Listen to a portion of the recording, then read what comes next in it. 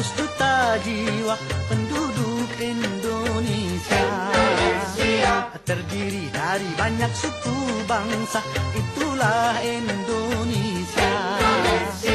Ada Sunda, ada Jawa, Aceh, Padang, Batak, dan banyak lagi yang lainnya.